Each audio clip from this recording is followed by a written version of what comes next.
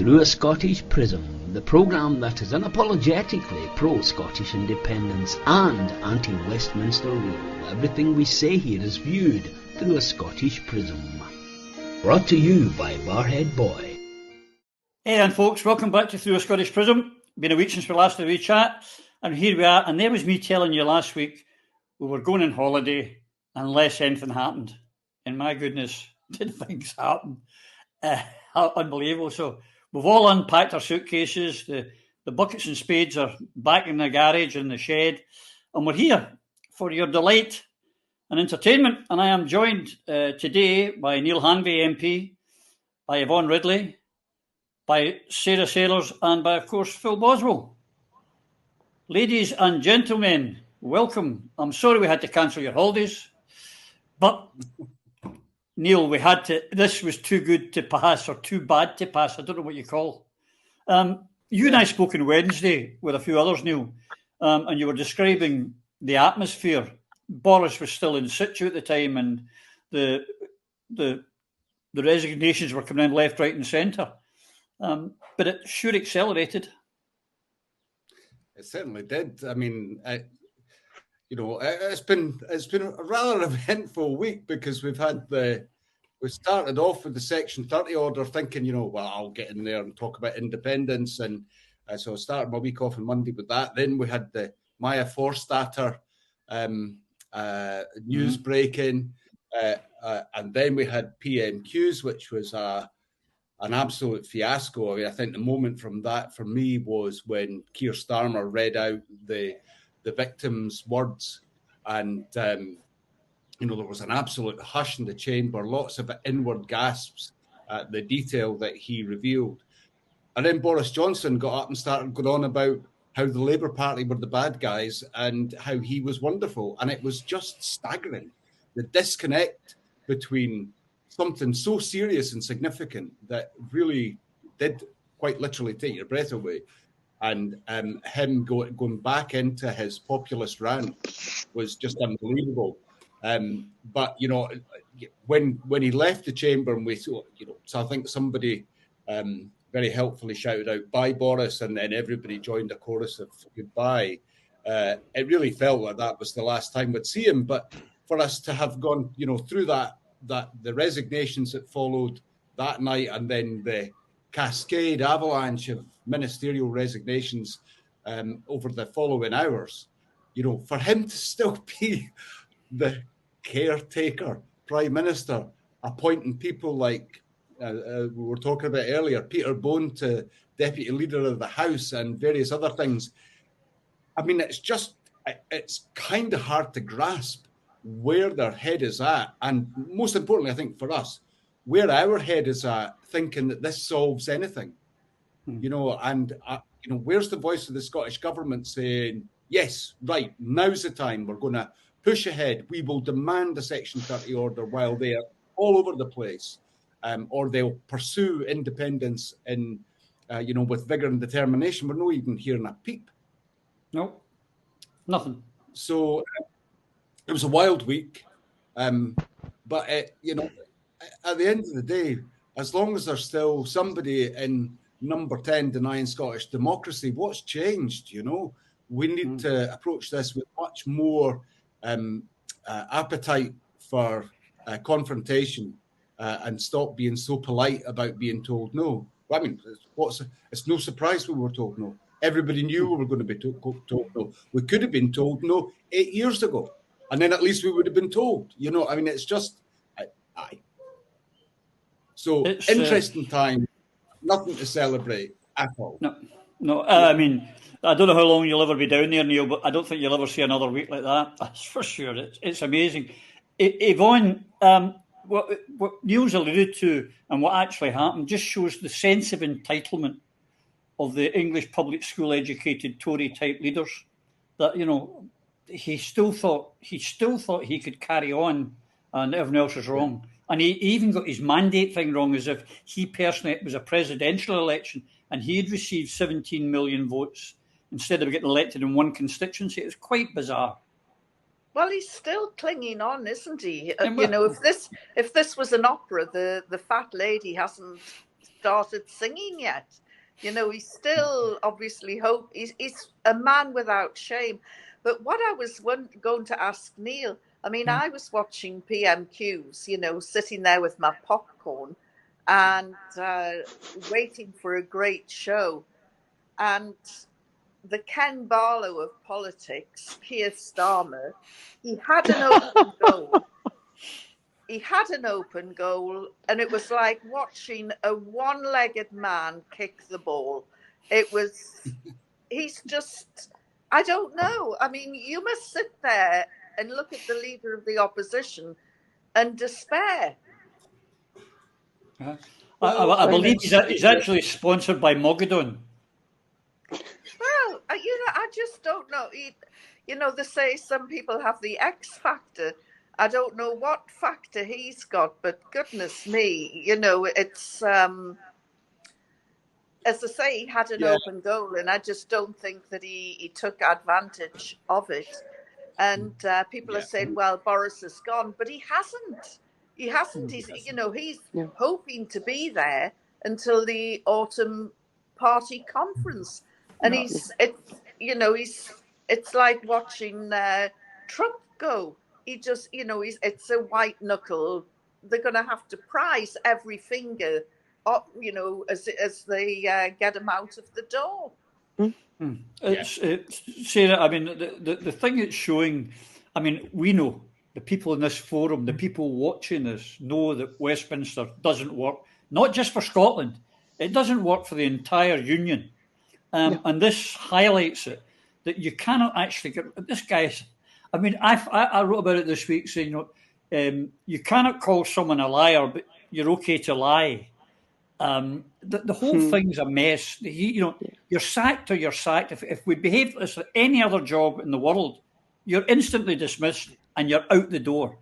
It's laughable almost. Yeah, it is. Yeah. But you know, the thing that has really got me is the number of missed opportunities. You know, I just keep thinking, I'm sorry, guys, but if Alex Salmond had been leader of the front bench of the SNP in Westminster, you just know what he'd have been saying, what would have been going on, and it wasn't. You know, it's the chance to say to the Scottish people, take a good look here, guys. See what's going on right now. This is called parliamentary privilege. It came from a bill in 1689 called the English Bill of Rights. That's how they can do this and not be sacked. They can, as long as they're standing here, they can carry on. And aren't you glad it doesn't apply in Scotland? Oh, you know, wait a minute. And these are the guys. Take a look at these clowns. Take a good look at this. This is the court, the forum that is the absolute highest authority, higher than the Supreme Court in England. Aren't you glad it's not in Scotland? By the way, it's not. The chance to say to people, take a wee look. You know, this is what English parliamentary sovereignty and parliamentary privilege looks like. It's not Scots. It's not our law. Unfortunately, it is. But Sarah, just unfortunately, at the moment, it is over us because we haven't exacted our sovereignty yet, which we will come on to. And that is what we've got to get away from. That is exactly what we've got to get away from. You know, that is what they're doing, but it isn't lawful. You know, we have the right. We haven't done it yet. But wouldn't it be great if they were pointing out this is what we don't have or shouldn't have in Scotland. This is why we need to get away. Take a look at this. You know, take a look at what's going on here. The whole world can see it. You know that we've got to. Westminster right now has got to be the laughingstock of the world. It's you know, who's going to take that shower seriously? And it's something coming back. I forget who said it earlier about, you know, I think it was, you know, keep laughing. You know, when you see this, don't forget how pernicious it is, but keep laughing. And the minute you start laughing at this hee-hawing, we are the mother of parliaments and the rule of law and all of this. You know, not so far as the world can see right now. Then the great power and supremacy of the Supreme Court and Westminster and all the rest of it starts to look pretty hollow. And that's pretty much, you know, it's perception. There's as a member of the SSRG, Paul McCartney, he's a professor of international constitutional matters, and he says it really does all come down to perception. Power is perception. The great, weighty historic legacy of this parliament, this mother of parliaments, carries over into how people see it. When they don't see it that way anymore, that's when we've got the chance to strike and go, it's a crock, it's a con. And I just wish we had seen the Scottish government taking that opportunity. That's all. Just quickly before I go into Phil, your chap Paul McCartney from America, I believe he's caused an awful lot of upset when he's booked hotels online, and when he arrives, the staff are rather disappointed. Okay, a bit too subtle there. Here we go. There's lots of jokes made about his inability to play very well, but anyway. Phil, but the whole fandango down the road, and I mean, it strikes me, anyone who's been watching all this, how they could still want to be part of the British Union beats me. But what we did see is, for example, we'd eventually, I don't know if there was so many resignations. I don't know if she was number 2 or number 3, the third education secretary we got, Andrea Jenkins. But as she education secretary entered Downing Street, Techie, can you fire up that picture of, there you go, the finger in the air? Does that not just sort of kind of sum up the Tory party and their contempt for the British public? But that's your education minister. What sort of example does that send to children? Well, Ms. Jenkins is showing the way, is she not?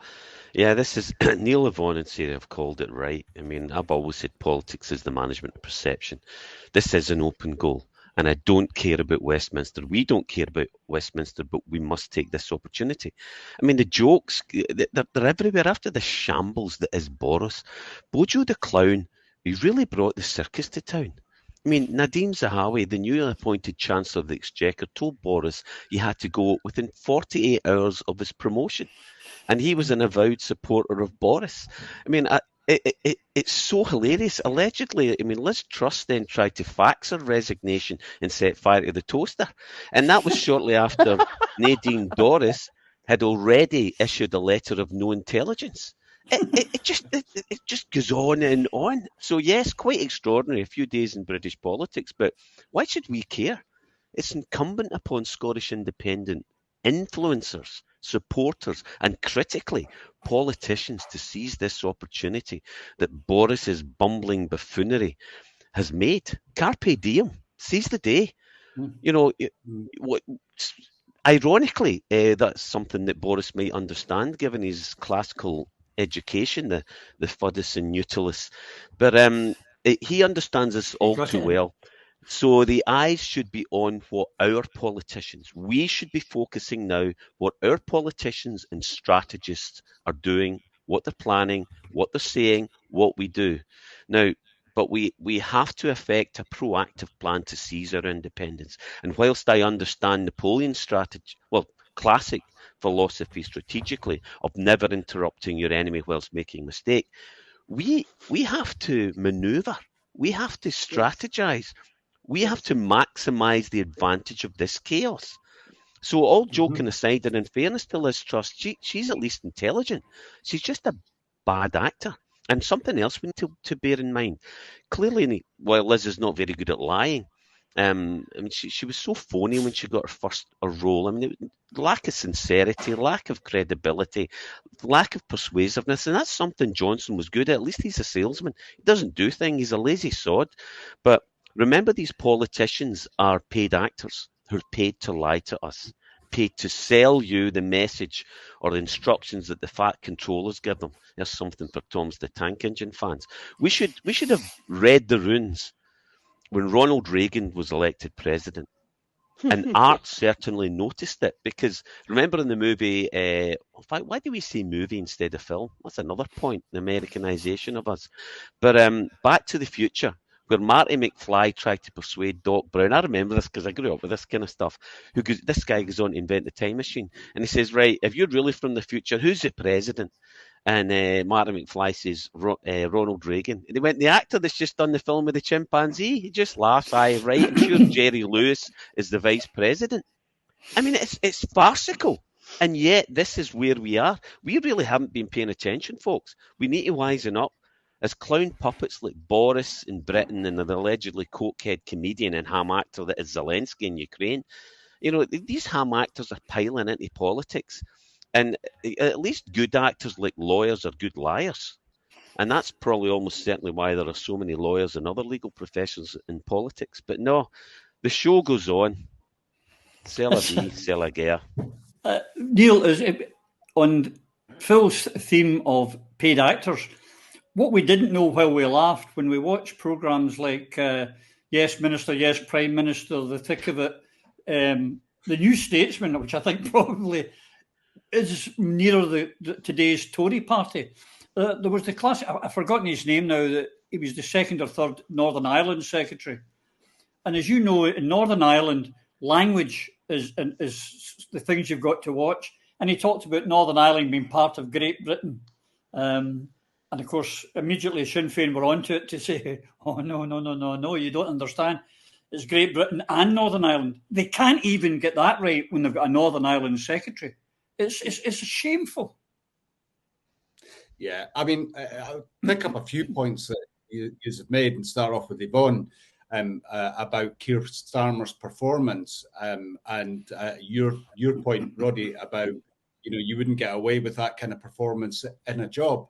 Where we are, I think, in politics across the UK is Alec was talking about the inverted auction that went on with the ScotWind licence last night in St Andrews, and it's like inverted politics at the moment. It's they're not aspiring to the pinnacle. The mantra is, well, I'm less rubbish than him. And you can imagine being in the workplace and your boss says, I'm not happy with your performance. You say, what do you mean? I'm less rubbish than him.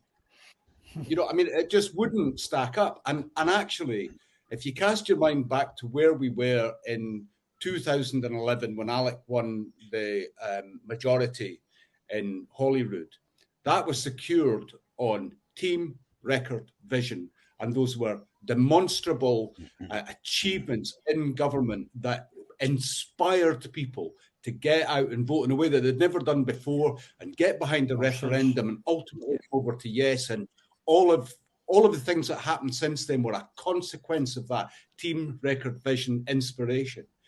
And where we are at the moment is not, as Yvonne quite rightly says, you know, it was probably one of Keir Starmer's better performances, but it didn't set the world on fire at all. You know, I mean, it was the words of the victim that were the really moving part. That he was just there to relate that.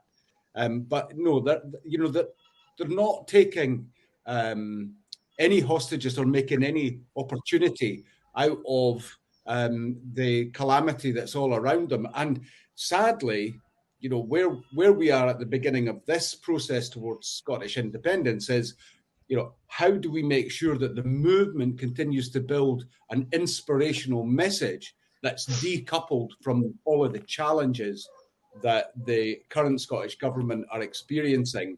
And how do we, you know, it may well come to this, but how do we decouple the movement from a First Minister who's not making the most of opportunities such as Brexit, the exit from the Brexit vote, the exit from the EU, and now the calamity of Boris Johnson? We need to turn the pyramid the right way up and try and inspire people rather than just say, you know, the reason we should be independent is because it will be less rubbish than it is now. I mean, less rubbish is not inspiring.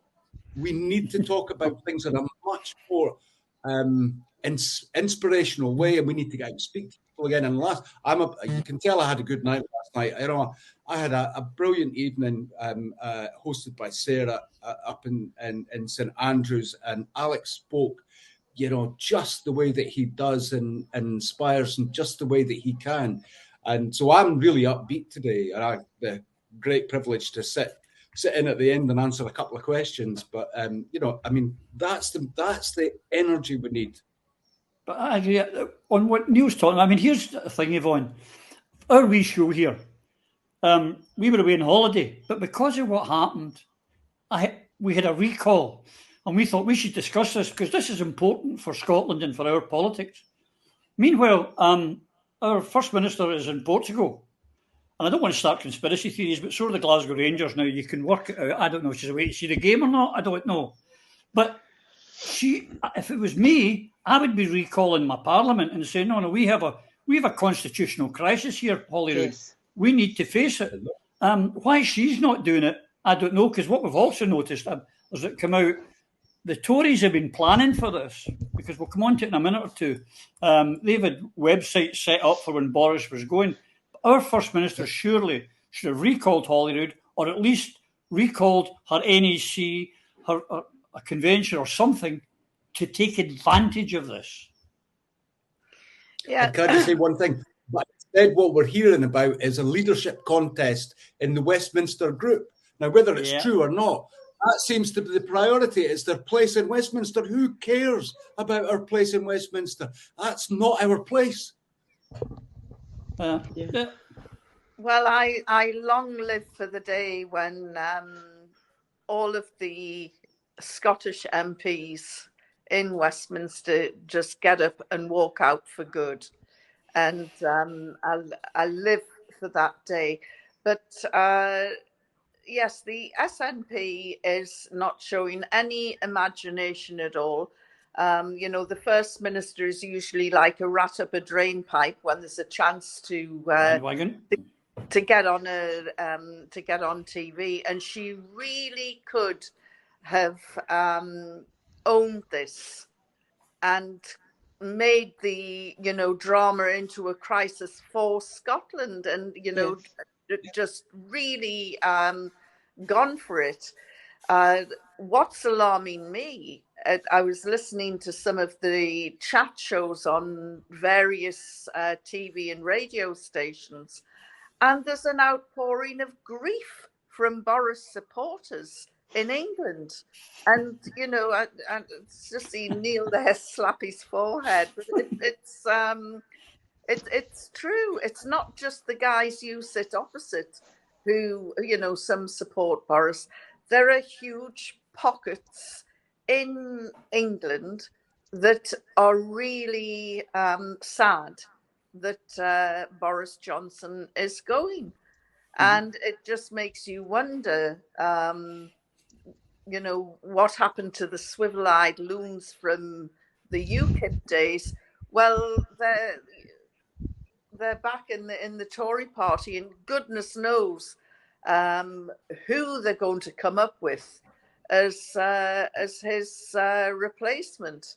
I mean, the likes of Liz Truss and Suella Braverman and Penny Mordaunt, it just defies belief that these political lightweights are even being considered and put in the frame.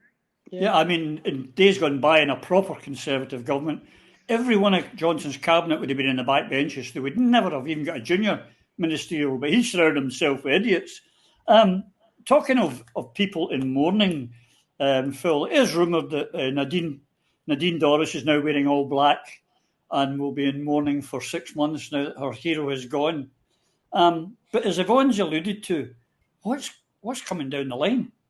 Because I cannot think, if you're in a football team, you think, well, I wouldn't mind buying that player from that team. He could. But you look at them and you think, dear sweet God, which one of these is going to be handed the keys to number 10? There is no one that inspires. No. And we've said that right from the beginning. I looked at the people that Boris selected, and May and Cameron had serious Conservative governments. These are professional people. They're organised, ruthless, and coordinated. And the role that Boris was carrying out was to carry the can for Brexit. That was his job. He'll get his payoff when he leaves in the city, by the city. It's the hedge funds that funded Brexit, and he will get his payoff for this. And if you look at every one of the cabinet that Boris has put in place, and even the substitutes that they brought on for the bench, they're all there to just get a wee bit of payoff and a wee bit of glory, because none of these people are serious players. Rishi Sunak, the only reason he got the job was because Javid had the decorum to say, "I'm not doing this. This is economic suicide, this whole Brexit shenanigan. I'm not going to do it."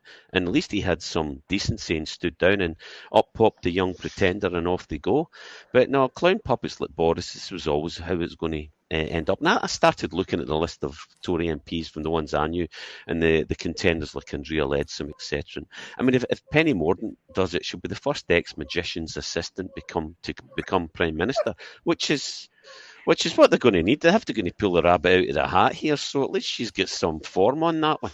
But great we'll link there, Phil. I'm proud of you. Ta-da! It's like it's a joke, but it's serious, and it goes back to what we were saying. I don't care. This is chaos, and long may it continue. But one thing we should be sure of: they're efficient. I think it was I think when it was 2016 when Cameron stood down and the Labour and Tory were trying to elect a new leader. And it was a ruthless, quick decision. They rallied round, they picked, and they got serious. The problem they've got now is whoever comes in now is going to have to deal with the bottoming out of Brexit, because that was Boris and this cabinet's job, and the real impact still hit home. The only reason they're out, in my opinion, just now is because the ramifications of what I would call the war of economic attrition against Russia. That's what's causing pain all over Europe. The price of this, I mean, Boris was a good salesman, as I touched on earlier. He sold the English people the idea that Brexit was good. So credit where it's due. His puppet masters fed him this line. He sold it, and he'll be handsomely rewarded. But this cost of this unforeseen war of economic attrition against Russia that's went very, very badly wrong. The price so far, Macron has lost his majority in Europe. Germany recorded an economic deficit for the first time in decades, and Boris has lost his position as Prime Minister amid chaos. And it's yes, Brexit has been serious, but the far-reaching ramifications of a war of economic attrition against Russia is why Boris is going. It's nothing to do with the recent sex scandals. That's been put up as a show to justify him going. It's not. It's because the country's in a mess, and the Tories fear that they're going to get hammered in the next election. And there's a lot more we could talk about that. You know, you check out Alexander Mercouris of the Duran. He's a Russian affairs expert and goes on to explaining why the Chris Pincher affair isn't why. It's never going to be enough to topple a leader, but the economic disaster that is this war of economic attrition has accelerated Boris's demise. I think it is a show for another show, because it's done more than Boris. The whole Western society is teetering on the edge. But on sticking to the theme of Boris, Sarah, I'm of the opinion now, if you're still a unionist, there's no such thing as a soft no anymore. So we can dispel with the myth about soft no's. You're either a hardcore no, Rule Britannia, God Save the Queen type, or you've been living on another planet. And while this has all been going on, I say the SNP haven't been recalled. We've got, dare I say, we plug for yourself, Salvo launched this week, and I'd like to talk about that shortly. SSRG have got a plan for the 29th of a conference rather for the 29th weekend, the 29th of July, which incidentally, folks, we're probably going to do a live Prism from. We've got Alapa going round the country with the wee sellout gigs for the wee Alapa book. And who's missing in action but the party of government, the party who's meant to be leading us to independence? I have seen nothing that they've been doing or taking advantage of this situation to advance our cause. Have I missed anything? I think no. I don't think you're the one that's missed it. I think it's heartbreaking. Actually, it doesn't give me any pleasure at all to cast stones. It's absolutely dismal that who's missed it is the SNP. It's the Scottish government have missed the boat. There's never been an opportunity like this one. Never. No. They are in Westminster is in disarray. Everything about their posturing and posing and the great kind of tradition of their imposing power is looking ridiculous. I take absolutely come back to what Yvonne said. This should be the Parliament should be being recalled. There is a constitutional crisis. This is the point to say to people, look, guys, here's why. This isn't a squeeze. Here's why we're looking at, as Neil said last night, catastrophe, not just a humanitarian crisis across the UK, but catastrophe for ordinary people. And these are the authors of that catastrophe. Yeah. Here, here's put out a broadcast. Show this is why we're in this mess. Now, Scotland can't afford to carry on being dragged around by the heels by this complete disaster that is the British government. So that's what they should be doing right now. And the opportunity then to say, we're going to ask the Court of Session, we'll be a bit more respectful about our judiciary from now on. We're going to ask the Court of Session to look at Scottish law and compare it with English law. And there's no reason why English law should be being applied in Scotland. We have a constitutional crisis. Let's look to our constitutional provisions, the ones Lord Cooper spoke about. Right, what can we do? And speak to the nation. Because we talk about playing it up and taking the opportunity, but actually there's not one word that's an exaggeration in anything I've said. We really are in the most appalling situation for ordinary people across the length and breadth of this country. Something has to happen. And they have given us and given our government the opportunity to say, we're out. Here's what they're doing. This is an assault on the people of Scotland. I'm sorry about the rest of the UK. And we have the right to protect our people. And we're going to start looking at this and looking at Scotland's constitutional route to deliver our people from this absolute disaster. Look at it. And they've done nothing. They're just waiting to see what positions they're going to have when Westminster limps back into place. You know what? I'm not going to use the T word because I've said I won't. But honest to God, 30 pieces. Go on, use it. 30 pieces of silver come to mind.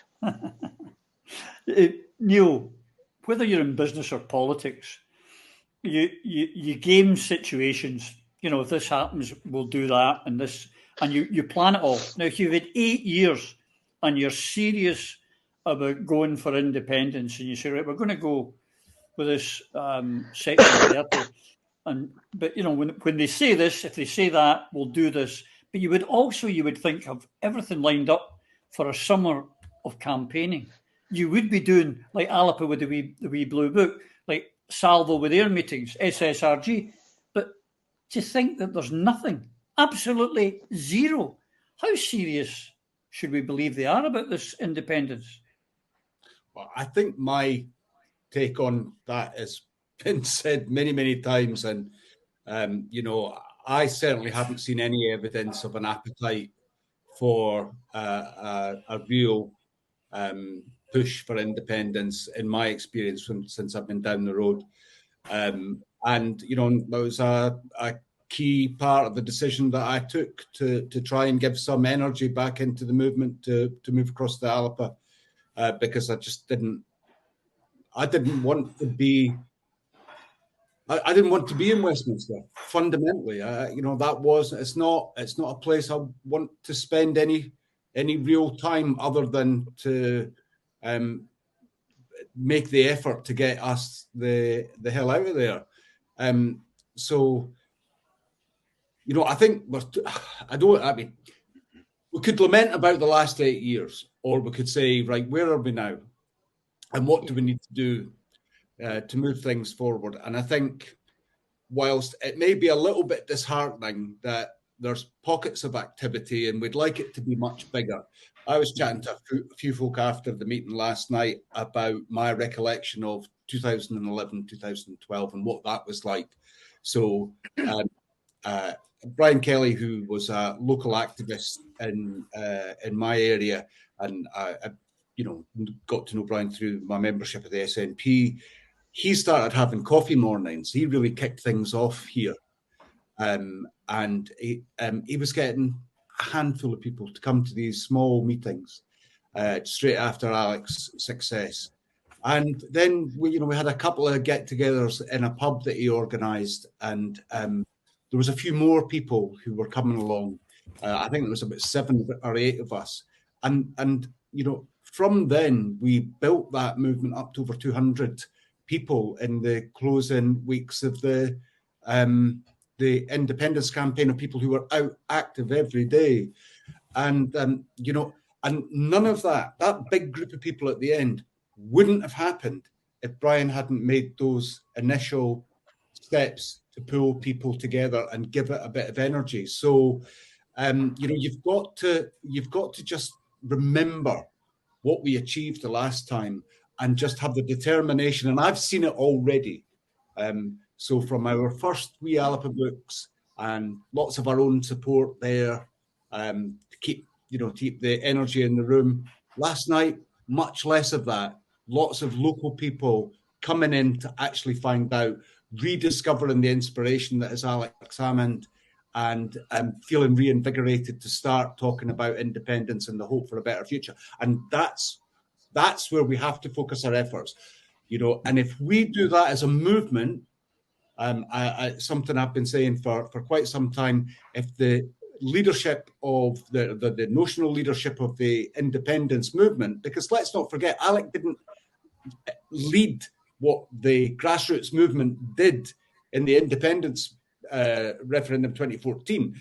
He was a massively important figure, but he didn't tell people what they did. That was up to the grassroots movement to move that forward. We can do that again, and up to us to get out there, to speak to people, to convince them of the case for independence. And I think one of the most important points is we've got to make the link between the absolute horror show, economic horror show that's coming down the tracks, with the independence as a gateway to change all of that, and ram home that key message that the fuel poverty in particular, which now talking about fuel bills being over £3,300 in the coming year, that the reason Scottish people are paying that is because all of our energy is pilfered by the Treasury and large energy corporations, and we can do that differently. Absolutely. Now, while I agree wholeheartedly with Neil that from small acorns grow, last week or a couple of weeks ago when we did the Bannockburn rally, there was a couple of thousand people there, Yvonne. I was noticing last week in Cardiff, they were all under one banner, Plaid, had 8,000 people turning out because Plaid Cymru are getting behind the movement down there and they're starting to move, whereas we've gone from 200,000 in a march down to a couple of thousand at a Bannockburn rally. Yeah. Well, what I would say to the Scottish government is, look what's happening in Sri Lanka at the moment. Thousands of ordinary people have, as we're talking, have stormed the presidential palace because they're so fed up with the president, and it's all been accelerated by a shortage of fuel, food, and medicines. The trigger in Scotland, as Neil said, is going to be energy. And when people's fuel bills start coming in, I think that we could be in a state of an uprising on the scale that Scotland did in the poll tax era. Exactly. And so while we've got intellectual stimulation from the SSRG, who are moving in a steady direction, sort of picking apart the Constitution, I think that there will be a revolution that where the people will take it to the Scottish government and say, sort it out, or else. And I really think that the mood is going to be quite volatile after the summer. And I think that the key to independence now isn't going to come from Holyrood. It's going to come from the people outside of Holyrood who have just had enough of this cosy cabal that's doing very little inside the Scottish government at the moment. And I don't think anybody is fooled by this October 2023 announcement. You know, we've got more chance of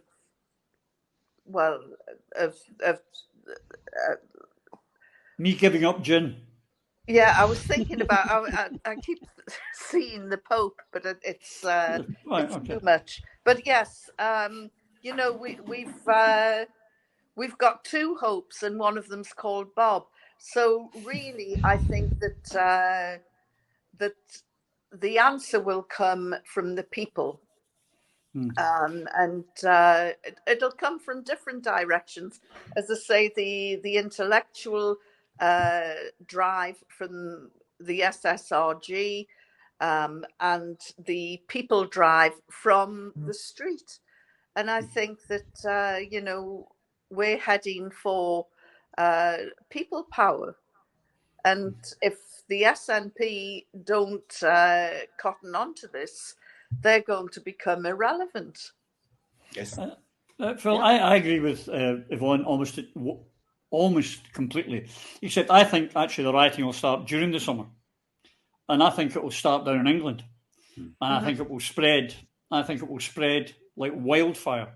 And it will be, you know, I've been saying this for a while, it's going to be hunger strikes, energy riots, hunger riots.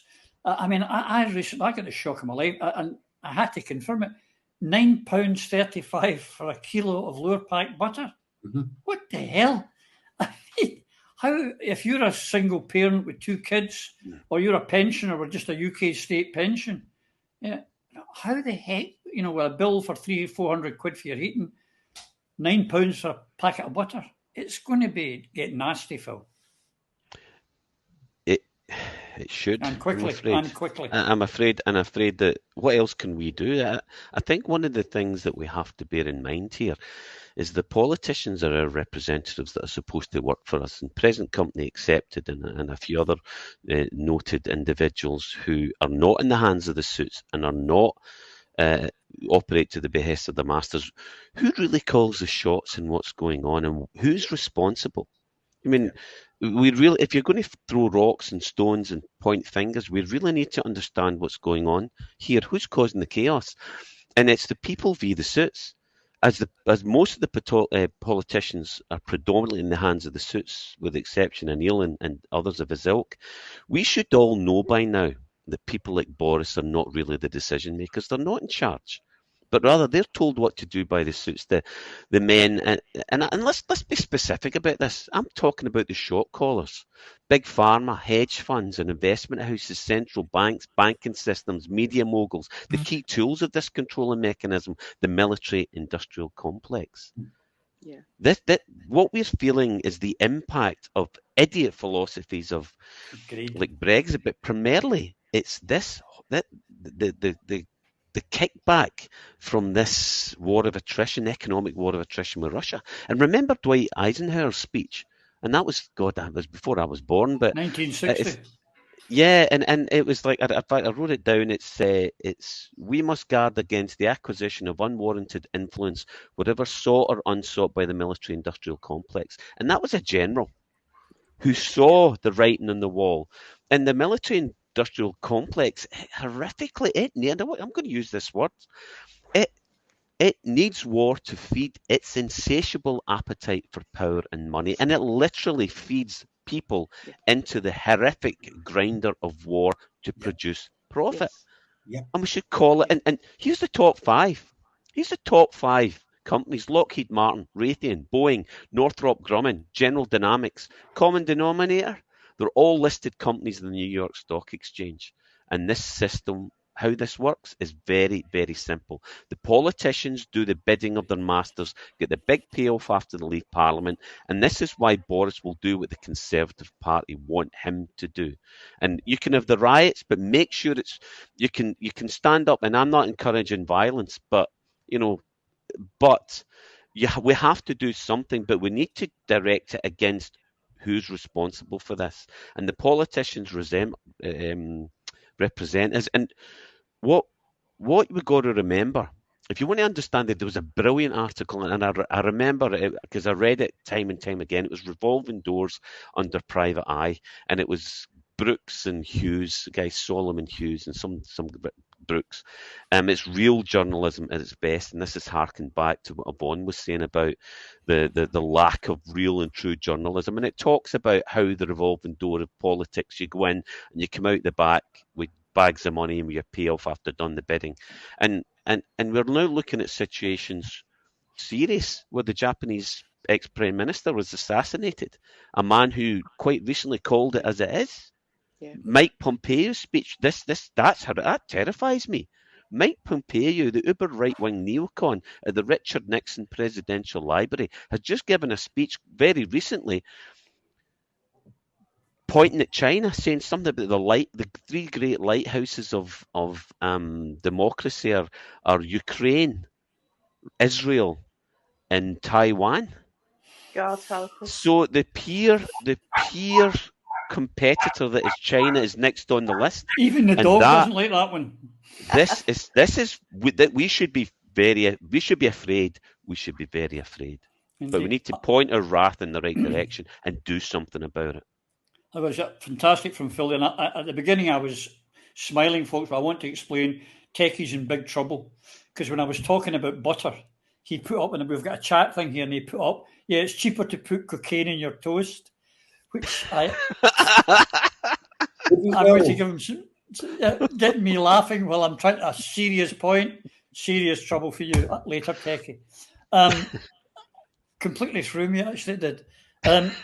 It is worrying times, Sarah, but you and your group and the SSRG, as Yvonne said, are giving us the intellectual arguments. But how do we turn that to get the people behind it? I was so hoping you were going to ask that. So I will leave it to the SSRG and to do the think tank. But what Salvo is about is what the name says. It comes from the Act, Salvo Jure Cuius Libet, which is where the old Scottish Parliament from 1592 acknowledged that the people were sovereign and had the final say, that they weren't allowed to do anything that took away their rights. But what, there's an intellectual side to this, but what this is really about is that Scotland developed over about 1,000 years a constitution that the Claim of Rights 1689 didn't invent. And I've checked, I've gone through all the documents. It didn't invent it. It articulated it and just in kind of abbreviated these rights of the people. That, that's where we get the sovereignty of the Scottish people from. They're the final power. But they also have a social charter. That's what the Constitution of Scotland is. It's absolutely bloody amazing. Sorry. It's really impressive and awesome. And it endows people with rights that no government has any power to take away. It doesn't have the right to change that. This belongs to the people. And part of it is something called the common good. Now, that comes right out of the Celtic system. It's all the way through Scottish history, parliamentary history, and provisional history, and social development. You look at when the Irish Constitution, there it is, common good. It's a Celtic thing. And we had, for instance, laws to prevent famine, laws to prevent people from profiting from scarcity. Can you imagine that? People were not allowed in Scotland to profit from scarcity. They'd be done for it. We had laws that said a percentage of whatever was being taxed, whatever monies were being raised, went back to the common good to look after people. Now, we have that. That's been taken from us. We don't need to reinvent that. It took all those years of development to come up with this amazing charter, this amazing constitution that has been stolen. We get it back and we get rid of this war by the rich and the powerful on the poor and the voiceless, and we give people back their voice. So what Salvo's really about is a revolution without violence. based on a constitution, based on 1,000 years or more of development in Scotland, based on what is very clearly our constitutional and lawful right, and which will then make, once back in place, that makes government in Scotland accountable as it used to be, for good. So you never have this unaccountable power getting more and more corrupt again. You've got this body, this policeman, if you like, tribunal. It keeps an eye, makes sure all those rights are adhered to, make sure that the primary goal, legitimate goal of government remains the legitimate goal of government, and that is the primacy of the common good. We're not going to stop till we get it. We're not stopping. And I'm telling you, the tide is coming, because people have to have somewhere to go with this. And it's not enough to say we just want independence. We could end up with just a kind of shadow copy of Westminster and the English system. We've got a Scottish system. We want that back. And we also want to empower people. We also want to protect them. We also want to have our charter back. And that changes. That means that it's independence plus. It's independence with the kind of Scotland we want to live in. So that's what Salvo's about. Neil, we're coming towards the end here, my friend. The one thing, whatever happens, whatever we're doing, we desperately need unity of purpose and unity of our movement. And as you alluded to earlier, at the moment, our friends in the SNP seem to be, one of them is angling to remove Ian Blackford and become the leader down in Westminster. They're fighting among themselves. They're threatening to, the young lad that was abused, they're threatening to take him, put him to a tribunal or a court or something. We need to get all that nonsense pushed out to the side, Neil. We need to unite as one movement, one voice, and get a move on, because Scotland cannot wait any longer. Yeah. I mean, I think all of that detail, that minutiae of, the game playing that's going on in the SNP at the moment, I think we have to, as interesting as it is, we have to step away from it. We have to find the energy that is going to be stimulated by all of the disquiet and anger that's going to be generated over the next few weeks and months. We'll have to try and find a way to direct that energy in a positive direction, that campaigns on the streets for independence is a solution to this problem, rather than hits out by rioting or violence, where then they become the problem, like the poor people in Catalan became the problem when they exercised the vote. And, the police would just clamp down on that. The new laws that have come in to control demonstration are very worrying. So we have to demonstrate peacefully and with an absolute purpose. We have to bring back the energy of the poll tax demonstrations, give that clear purpose to people. And I think the stuff that Sarah and the SSRG are doing, we have to ultimately be creative. We have to find ways to bend Westminster to our purposes, rather than just be part of the furniture. But I think if we are able to, it's up to the Scottish Government. They either get behind that movement, which is there's going to be a groundswell for, particularly in the economic circumstances, or they become part of the problem. And that's their choice. They're either with us or not. And so, I think we have to focus on independence, focus on bringing that energy into, corralling that energy into a positive direction. And that's got to be our objective. Neil. Yvonne, final words from you, my friend. Are you feeling positive? Have you got a positive energy? Do you see a positive outcome coming down the line? I can, through people power, and we need to have some sort of initiative, maybe a march on the scale of the Jarrow March, but have it from Westminster up to Scotland, and educate the English all the way up to say, we're not your enemy. This isn't us declaring war on England or wanting out of England.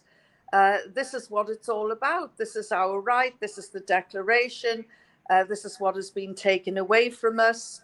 And if we get independence, it'll raise the bar so that you will also rise up as well. And so start the the public education in England and sweep up into Scotland, and that's when we go to Holyrood and say, you're either with us or you're not, and if you're not, get out.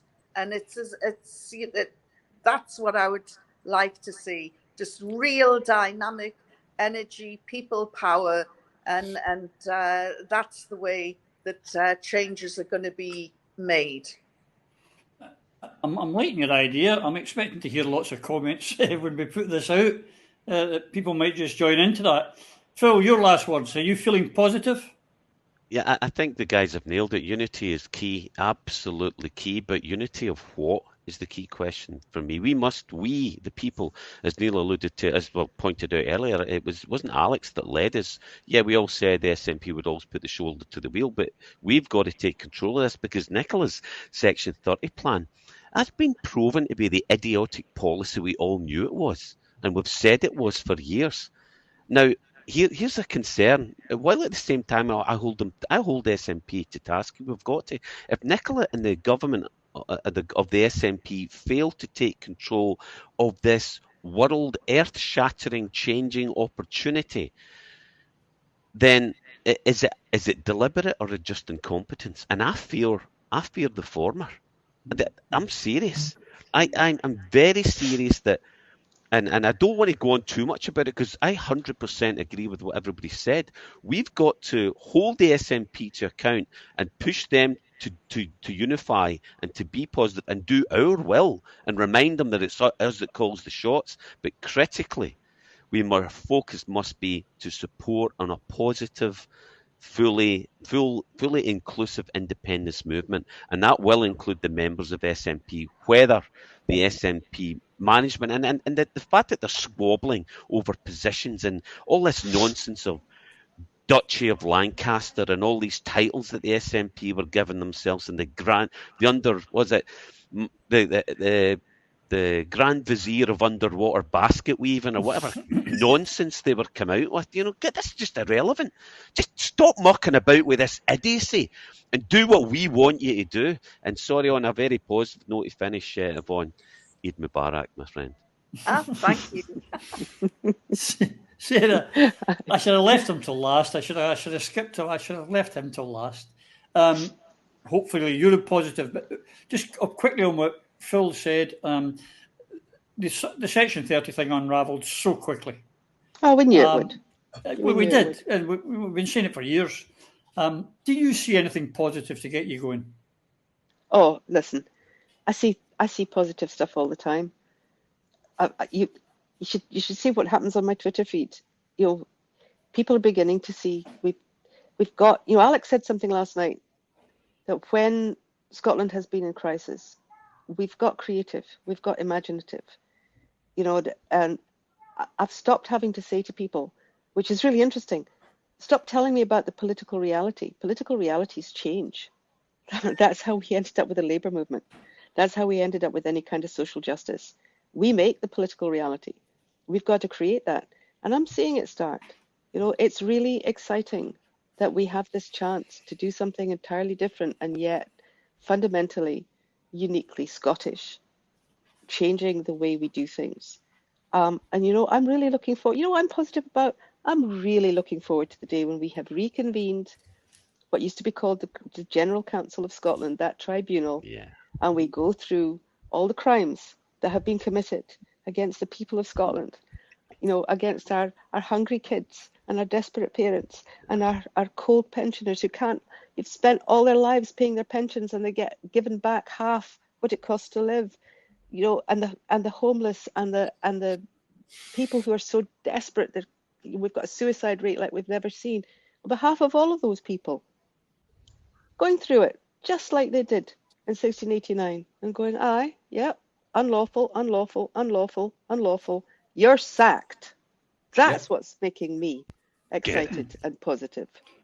We're going to sack them, Roddy. Well done. We've even got Yvonne Clark. Just before we go, because I was reading up on the Scottish Convention of the Estates, and I put out a tweet, Sarah, as you probably saw, but it always had a president. I think probably a Lord President was called in those days. I don't know, but they had a president.